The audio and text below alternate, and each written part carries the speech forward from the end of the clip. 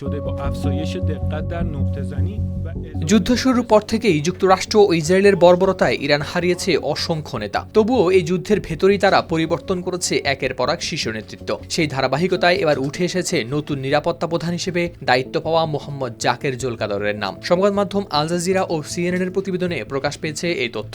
ইসরায়েলের হামলায় Ali Larijani নিহত হওয়ার পর ইরানের নতুন জাতীয় নিরাপত্তা প্রধান হিসেবে দায়িত্ব পেয়েছেন তিনি। ইরানের প্রেসিডেন্টের কার্যালয়ের উদ্ধৃতি দিয়ে দেশটির রাষ্ট্রীয় সংবাদ সংস্থা IRNA জানায় এই তথ্য। কিন্তু প্রশ্ন হলো, কে এই জোলকাদর?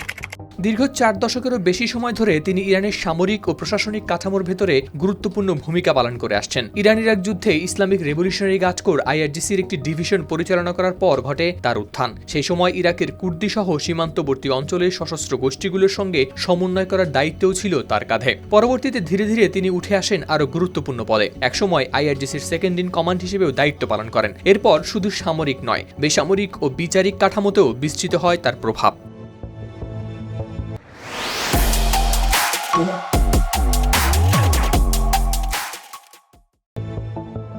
সাম্প্রতিক সময়ে তিনি দায়িত্বে ছিলেন এক্সপেরিয়েন্সি ডিসার্নমেন্ট কাউন্সিলে, যে সংস্থা সরাসরি সর্বোচ্চ নেতাকে পরামর্শ দেয় এবং দেশটির পার্লামেন্ট ও গার্ডিয়ান কাউন্সিলের মধ্যে করে মধ্যস্থতার কাজ। পর্যবেক্ষকরা মনে করেন 4 দশকেরও বেশি সময় ধরে বিভিন্ন প্রতিষ্ঠানে দায়িত্ব পালনের ফলে জোলকাদর নিহত সর্বোচ্চ নেতা আয়াতুল্লাহ আলী খামেনির আস্থা অর্জন করেছিলেন। জোলকাদরের মতো দীর্ঘদিনের পরীক্ষিত ব্যক্তিত্বকে নিয়োগ দিয়ে তাই ইরান এই বার্তাই দিল যে তেহরান তার জাতীয় নিরাপত্তার বিষয়ে বজায় রাখতে চায় কঠোর অবস্থান। হাওলাদার শামীম, RTV।